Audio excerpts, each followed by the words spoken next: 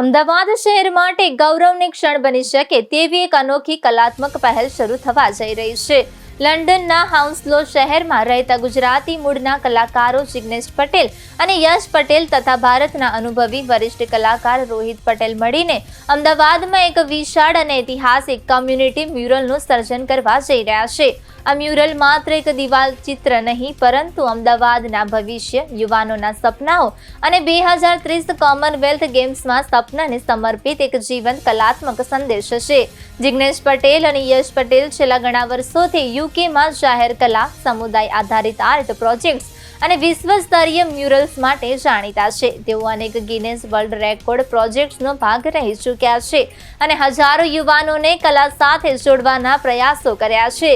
વિશ્વના વિવિધ દેશોમાં કામ કર્યા બાદ હવે તેઓ પહેલીવાર ભારતની ધરતી પર આટલા વિશાળ સ્તરે મ્યુરલ બનાવવા જઈ રહ્યા છે. જિગ્નેશ પટેલે જણાવ્યું કે અમારા માટે આ માત્ર એક આર્ટ પ્રોજેક્ટ નથી. અમે અમદાવાદના યુવાનોને બતાવવા માંગીએ છીએ કે કલા માત્ર રંગો સુધી સીમિત નથી, પરંતુ તે શહેરની ઓળખ, સપનાઓ અને ભવિષ્યને પણ વ્યક્ત કરી શકે છે. આ મ્યુરલ પરંપરાગત દિવાલ ચિત્રોથી અલગ હશે.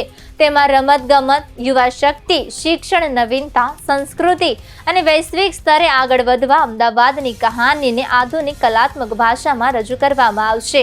આ મ્યુરલ અમદાવાદને 2030 કોમનવેલ્થ ગેમ્સના સંભવિત યજમાન શહેર તરીકે ઉજવશે અને વિશ્વને એક સંદેશ આપશે કે અમદાવાદ માત્ર ઇતિહાસ અને સંસ્કૃતિનું શહેર નથી, પરંતુ યુવા શક્તિ, રમતગમત અને સર્જનાત્મકનું પણ કેન્દ્ર છે. મારું નામ તેજસ પટેલ, ઓસ્ટિન ગ્રુપ તરફથી, અને મારી જોડે રોહિતભાઈ પણ છે, જે ક્રિએટિવ આર્ટ કેમ્પસ લંડનના આર્ટિસ્ટ છે. મને બહુ જ પ્રાઉડ થાય છે કે મને આજે અશ્વિનભાઈ તરફથી, જે UK base world book of record ચાલે છે, એના ગુજરાતના પ્રેસિડેન્ટ છે, એમના તરફથી અમને એવોર્ડ આપવામાં આવે છે. બેઝિકલી આ પેઇન્ટિંગ હતું જે ઓલિમ્પિક આપણા ત્યાં કોમનવેલ્થ આવે છે 2030 માટે, જે યુથને પ્રમોટ કરવા માટે અમે અમદાવાદમાં 7 માળના બિલ્ડિંગ ઉપર સીજી રોડ ઉપર આવેલું છે ઓસ્ટિન 2, એની પર એક મ્યુરલ બનાવ્યું છે જે નીરજ ચોપડાને પ્રેઝન્ટ કરે છે. એટલે યુથને પ્રમોટ કરવા માટેનો અમારો ઉદ્દેશ હતો કે યુથ મેક્સિમમ સ્પોર્ટ્સની અંદર ઇન્વોલ્વ થાય અને એ આગળ વધે.